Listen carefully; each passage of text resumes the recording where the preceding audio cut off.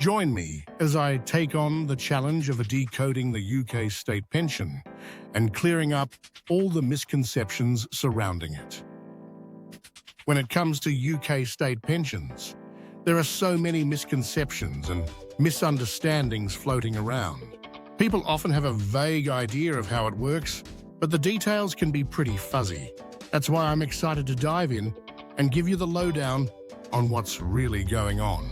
One of the biggest myths surrounding state pensions is that anyone who's worked and paid their national insurance contributions will automatically qualify for a full state pension.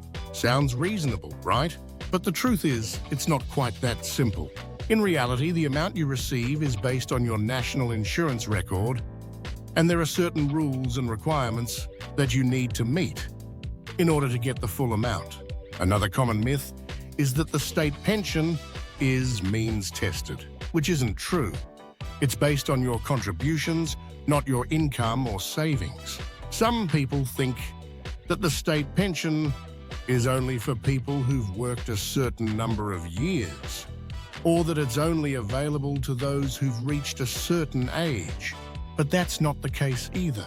The state pension is available to anyone who's reached state pension age, which is currently 66 for men and women, and it's based on your national insurance record, not on how long you've worked. And then there's the myth that the state pension is going to be abolished, which is just not true. It's still an important part of the UK's welfare system. Finally, there's the myth that the state pension is enough to live on comfortably in retirement. Unfortunately, that's not always the case. The state pension is designed to provide a basic level of income in retirement, but it's not meant to be enough to live on in luxury. If you want to enjoy a comfortable retirement, you'll need to consider other sources of income as well, such as a personal pension or other savings. So, how does the UK state pension system actually work? Well, there are two main types of state pension. The basic state pension, which is based on your national insurance contributions, and the new state pension, which was introduced in 2016.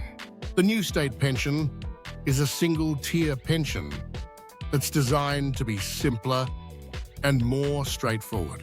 It's based on your national insurance record, and the amount you receive will depend on how many qualifying years you have on your record.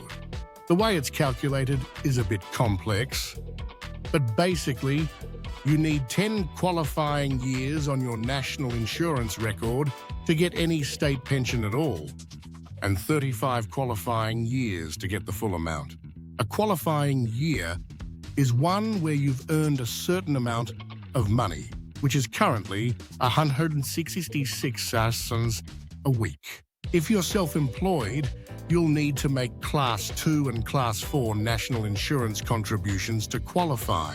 And if you're not working, you might still be able to get a qualifying year if you're claiming certain benefits, such as job seekers allowance. One of the most surprising truths about the state pension is that even if you're not working, you might still be able to get a qualifying year. This can happen if you're claiming certain benefits, such as job seekers allowance or employment and support allowance.